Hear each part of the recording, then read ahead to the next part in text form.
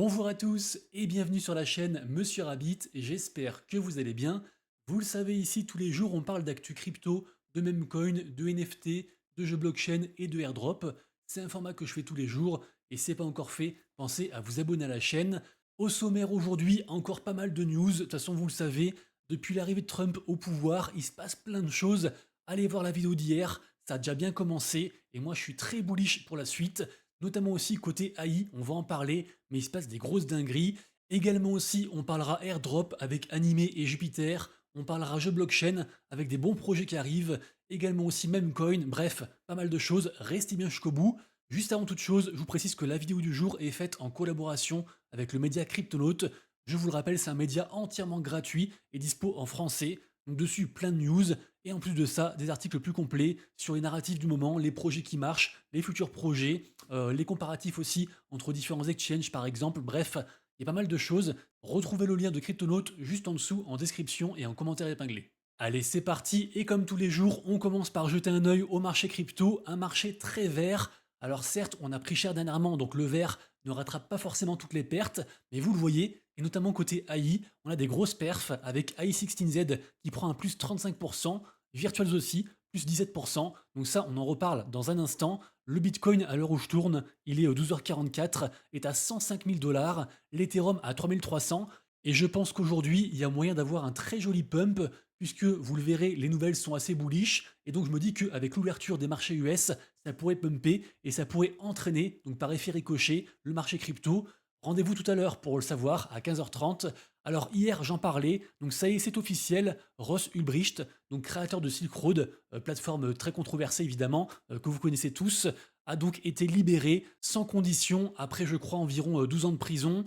Et c'est vrai que l'affaire Silk Road est quand même très liée à celle du Bitcoin, donc on pourrait dire que c'est aussi une des mesures pro-crypto, entre guillemets, et une de ses promesses qui a été respectée, donc tant mieux du coup pour lui et sa famille. Ensuite, ça, bah justement, c'est l'annonce qui me fait dire que les marchés US pourraient s'emballer tout à l'heure. Le projet Stargate. Donc du coup, c'est une initiative de la part du gouvernement américain. Donc Trump nous a appris ça hier. Il va y avoir 500 milliards de débloqués pour faire une sorte de gros partenariat, entre guillemets, et builder et construire l'infrastructure de l'intelligence artificielle aux États-Unis. Donc c'est avec OpenAI, avec Nvidia, avec Microsoft, bref, toutes les grosses boîtes américaines. Ça a été annoncé hier soir et donc je me dis que a priori toutes les valeurs liées à l'AI devraient péter et c'est peut-être d'ailleurs ce qu'on voit un petit peu avec donc ces projets A16Z et puis aussi Virtual. D'ailleurs aussi côté plus Web3, j'ai aussi appris qu'il y avait un partenariat entre Avalanche et le projet Aesir pour débloquer 100 millions de dollars aussi pareil par rapport à l'AI. Vraiment je suis très bullish par rapport à l'AI et je me dis que peut-être aussi on va avoir un retour des projets AI crypto et la tendance des agents AI post entre guillemets tendance Trump, même coin Trump, parce que vous le savez, une tendance en chasse une autre. Et petite digression, renseignez-vous sur ce projet, le projet Mirai, enfin Mirai, je sais pas comment on prononce, c'est un gros projet AI fait par Hollow World et qui arrive sur Abstract. Et a priori, ça va aussi s'intégrer avec le mécanisme de streaming de Abstract. Et donc peut-être qu'on a aussi pareil une grosse tendance là qui est en train d'arriver. Renseignez-vous, très gros projet, beaucoup de gens en parlent. Ensuite, ça, alors tout le monde en a parlé. Ça s'est passé aussi hier soir. On a un journaliste qui a posé la question à Trump de savoir ce qu'il pensait par rapport à son memecoin et au succès du memecoin. Trump a fait genre, je suis pas trop au courant, mais je sais que ça a marché. Le journaliste lui a appris qu'il avait gagné des milliards et Trump a dit, c'est des cacahuètes, c'est pas grand chose. Instantanément, évidemment, le memecoin a fait une chute aux enfers de 47 à moins de 40, parce qu'évidemment, quand Trump dit ce memecoin, je suis pas trop au courant, il le dit en tant que président. Et je vous le rappelle, ce memecoin a été lancé 2 jours avant qu'il soit président, et maintenant, je pense qu'il a un petit peu les pieds et les mains liés par rapport à ce qu'il dit sur ses investissements et ses produits. Parce que je le rappelle, le memecoin, c'est aussi un produit de vente de la marque Trump, si je puis dire. Mais on peut aussi se dire qu'au final, Trump reconnaît l'existence de ce memecoin et que ça lui octroie donc encore plus de légitimité. Et d'ailleurs, on a le compte officiel de Trump qui a retweeté dans les minutes qui suivent cette annonce, donc l'annonce du memecoin. Donc voilà, du coup, c'est épinglé et c'est retweeté par Trump, en tout cas son équipe. Je pense que ce même coin va encore beaucoup faire parler. À l'instant où je parle, il est encore capitalisé à 8,4 milliards et est situé à la 24e place des cryptos les plus capitalisés.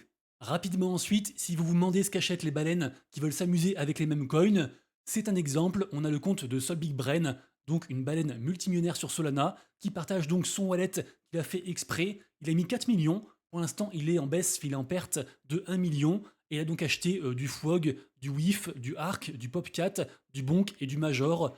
Personnellement, j'ai tout sauf du ARC et du Major. Voilà, c'est juste un exemple, mais ça me fait dire que pendant que tout le monde panique et que tous nos bags vont à zéro, eh bien les baleines accumulent et elles s'en foutent d'être en perte parce qu'elles jouent bien sûr le move à moyen et long terme. Également aussi, j'en ai pas mal parlé hier, on a donc le Pump Fun de la blockchain Run qui est sorti, le TAMA même. Alors de ce que j'ai vu, ça a marché, enfin c'était assez intéressant, mais ça n'a pas non plus explosé. Et on le voit, les market cap les plus hautes des meme coins sur Ronin, donc des premiers meme coins, sont à peine entre guillemets à 80 000. Donc voilà, c'est pas énorme. Le token Ronin n'a pas non plus pété. Voilà, je pense que ça reste un projet à surveiller évidemment. Peut-être qu'il y aura une crypto qui va se détacher, mais pour l'instant, voilà, c'est pas foufou non plus, je trouve. Également aussi, je voulais vous parler de ça. Vous le savez, j'ai beaucoup investi sur le projet Memland, et pour l'instant d'ailleurs, je suis pas mal en perte. Memland donc, ils ont donc une crypto, ils ont des NFT, ils ont pas mal de choses. C'est une grosse boîte Web3 qui est faite par NineGag, le géant des mèmes, un petit peu à l'ancienne. Et là, en fait, on a un nouveau compte qui s'appelle Meme Strategy, et a priori, ce serait donc, entre guillemets, l'application qui permettrait d'investir un peu en mode ETF par rapport à différents mèmes. Donc voilà, peut-être que ça se réactive côté Memland. Je rappelle, ils ont quand même pas mal de produits aussi, avec donc MemPay, une carte bancaire virtuelle ou physique qui permet de payer avec ces mêmes coins, et en retour, on a du cashback. Ils ont aussi Stakeland, une plateforme sur laquelle on peut stacker ces mèmes, donc la crypto du projet Memland, et grâce à ça, percevoir différents airdrops d'autres meme coins et d'autres projets. Bref, ils ont quand même pas mal de choses. Je trouve qu'ils ont beaucoup baissé, et je me dis que là, ils devraient annoncer pas mal de choses. Voilà, donc j'y crois encore pour l'instant, et donc ça reste un projet à surveiller. Info suivante, hier je vous ai parlé du meme coin qui a été créé pour récompenser ZachXBT, un des plus grands détectives de la blockchain. Je vous ai dit que 50% de la supply lui avait été airdroppée, ce qui est vrai, et qu'il s'en était servi pour, entre guillemets, tout mettre dans la pool de liquidité, ce qui est vrai aussi. Et par contre, ce que je ne savais pas, c'est que juste après, finalement, il a retiré la poule, et au final, dans l'opération, il s'est fait 15 000 sols, soit environ 3,8 millions de dollars. Évidemment, le token est parti donc aux enfers, et vraiment, c'est une histoire bizarre parce que c'est pas du tout dans les habitudes de ZachXBT. Ça ne lui ressemble pas, d'autant qu'en plus, il est déjà multimillionnaire, donc a priori, il n'a pas vraiment besoin d'argent, même si bien sûr, on en veut toujours plus. Donc voilà, affaire à suivre, mais l'image de ZachXBT a pris un sacré coup. Ensuite, sale histoire par rapport à ce monsieur, donc Wizard of Soho. Pour faire très simple, hier en fait, il a mis un message: est-ce que j'achète une McLaren GT ou alors un CryptoPunks? Au final, il a acheté son CryptoPunks pour environ 50 Ethers, sachant que je le rappelle, CryptoPunks, c'est la collection NFT la plus capitalisée. Le floor price, le prix le moins cher, c'est 38 Ethers, donc environ 125 000. Donc voilà, lui, il en a pris un peu plus rare. Il était super content, il a pas arrêté de tweeter. Juste après, genre une minute après, il a accepté une offre sur l'interface de l'application CryptoPunks. Et en fait, cette offre, c'était une offre à 0,01 ETH, soi-disant à cause d'une erreur visuelle sur l'application. Donc voilà, en 2 minutes, ce mec a perdu 50 Ethers, donc quasiment 150 000 balles. Et juste après, donc enfin un peu plus tard plutôt, il a envoyé un message donc au hacker via son compte Twitter en disant: je sais que tu vas lire ça, je te propose 135 000 dollars pour racheter mon CryptoPunks, ce qui équivaut donc au prix d'un Punks au floor. Il précise que 135 000 dollars, c'est les profits qu'il a fait en seulement 2 heures. Donc voilà, il flexe un petit peu quand même. En tout cas, voilà, je ne sais pas où ça va aller, mais ça pour dire que même les grosses baleines, même les gens qui sont blindés, font des erreurs. Donc redoublons de vigilance, faisons vraiment attention à nous, parce que pas tout le monde peut regagner 135 000 dollars en 2 heures pour racheter un CryptoPunks qui a été scammé. Ensuite, on parle de animé. Animé, je vous le rappelle, ça arrive demain. C'est la crypto qui surfe sur la narrative des animés et des mangas et qui va alimenter tout l'écosystème animé, qui sera donc aussi une blockchain à part entière, construite sur Arbitrum. D'ailleurs, le token animé est fait en partenariat avec Arbitrum. Et je le rappelle, donc derrière Animé, on a Animecoin. Et Animecoin, c'est une boîte de la collection NFT Azuki. Alors du coup, très bonne nouvelle que le token arrive donc demain sur Binance, puisque c'est le plus gros exchange. Actuellement, à l'heure où je vous parle, le token s'estime en pré-market sur Hyperliquid à environ 1 milliard de market cap, ce qui est, je trouve, assez élevé. Et là, les gens sont en train de pricer, entre guillemets, le prix futur du token, qui arrive donc demain. Suite à l'annonce de Binance, les NFT ont instapump à 12,3 ETH, mais là, les gens sont en train de se dire, ça se trouve, en fait, ça vaut plus le coup d'acheter à ce prix-là. Donc c'est pour ça qu'on a eu un gros pump, et là, c'est en train de dumper salement à l'instant où je vous parle. On est retombé à 11,15 Ether, donc affaire à suivre. Je le redis, pour moi, c'est un super projet. Alors évidemment, je pense qu'il y aura un gros dump, mais vraiment sale, post-airdrop. Mais en tout cas, pour ceux qui aiment les animés, bah, je trouve que ce projet se détache vraiment du reste sur la blockchain.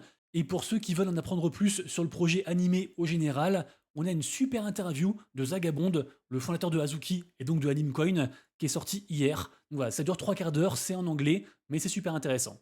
Ensuite, au niveau NFT, vous le savez, tous les matins sur mon compte Twitter, je vous sors un récap de la journée avec ce que je surveille moi, notamment aussi les collections qui vont arriver et que je trouve assez hypées. Aujourd'hui, il y en a 3. Et il y a d'ailleurs Pipin NFT sur Solana qui fait référence bien sûr à la crypto AI du même nom et qui, comme je disais tout à l'heure, a pumpé avec tout le reste du marché AI aujourd'hui avec un plus 80%. Également aussi, je surveille attentivement la collection Final Bozu qui est promise comme étant une des meilleures collections sur Abstract Chain. Là, ça a pris au moins 11%. Donc voilà, je me dis que si ça arrive vers les 1 ETH 50, ça pourrait être intéressant d'investir à l'intérieur. Également aussi bien sûr les collections de Trump qui rebondissent et qui suivent finalement un petit peu les mouvements du token. Moku sur Ronin, ça reste le blue chip et nous refait encore un plus 30%. Une hausse donc qui fait suite, je pense, à l'arrivée du pump fun de Ronin, Tamamem, dont j'ai parlé hier. Notamment aussi les holders ont reçu différents airdrops de nouveaux tokens. Et bien sûr aussi Milady Maker, grand gagnant du jour, qui nous fait un plus 34%. Voilà, ça a retracé un petit peu à l'instant où je tourne la vidéo. Mais en gros, ça fait suite, je pense, au fait que Vitalik ait mis en PFP, donc en image Twitter, un Milady Maker. La collection a explosé, elle a retracé et là elle réexplose. Donc entre guillemets, digestion, accumulation et réexplosion. Si j'étais un analyste, c'est ce que je vous dirais. Ensuite, on a un gros airdrop aujourd'hui, un des plus gros airdrops sur Solana. C'est le second airdrop de Jupiter, donc un des plus gros protocoles de Solana. C'est une sorte d'agrégateur de DEX sur Solana. Et donc j'en ai parlé pas mal de fois, notamment dans la vidéo où je vous annonce que c'est un de mes plus gros paris pour ce bull run. Voilà. Concrètement, Jupiter, c'est un de mes 2 plus gros investissements, vraiment en entier. Je suis beaucoup trop exposé. Sachez que le claim du airdrop aura lieu aujourd'hui donc à 16h30, donc dans pas longtemps, à l'instant où vous verrez la vidéo. Et sachez que ça représente, au prix actuel du token, qui est à 0,87 $, ça représente plus de 600 millions de dollars airdroppés à la commu. Et moi, ce que je pense, c'est que les gens ont pricé le airdrop à l'avance. Donc le token a pris cher alors qu'il était monté à 1,2 $ il n'y a pas si longtemps que ça, en même temps que les gros pumps sur Solana. Et je me dis que, à l'image d'un Hyperliquid, moi je pense que post-airdrop, le token va exploser. Alors bien sûr, je prends des pincettes, c'est ce que je pense moi. J'ai même encore réaccumulé un peu de Jupiter en empruntant sur MarginFi. C'est pour vous dire à quel point je suis fou et confiant. Après voilà, bien sûr, je prends mes risques en fonction de mon profil. Évidemment aussi, ce n'est pas un conseil en investissement, donc ne faites pas ce que je fais. Mais vraiment, je suis très confiant sur ce plan d'investissement, d'autant que dans quelques jours aura lieu Istanbul. C'est un immense événement, à la fois physique et digital, par rapport à l'écosystème Jupiter. Et également aussi devrait être annoncé pendant cet événement les fameux 30% de burn de toute la supply qui avait été annoncé il y a un petit temps de ça. Donc voilà, on verra comment ça se passe. Et évidemment, si le Jupiter demain s'est écroulé, bah, vous me retrouverez donc en pleurs pendant la vidéo de demain. Et ça a explosé, bah, je pourrais dire, je vous l'avais dit. Et sinon, voilà, faites bien vos recherches tout de même, évidemment. On passe ensuite à la partie gaming avec un rapport de DappRadar très intéressant.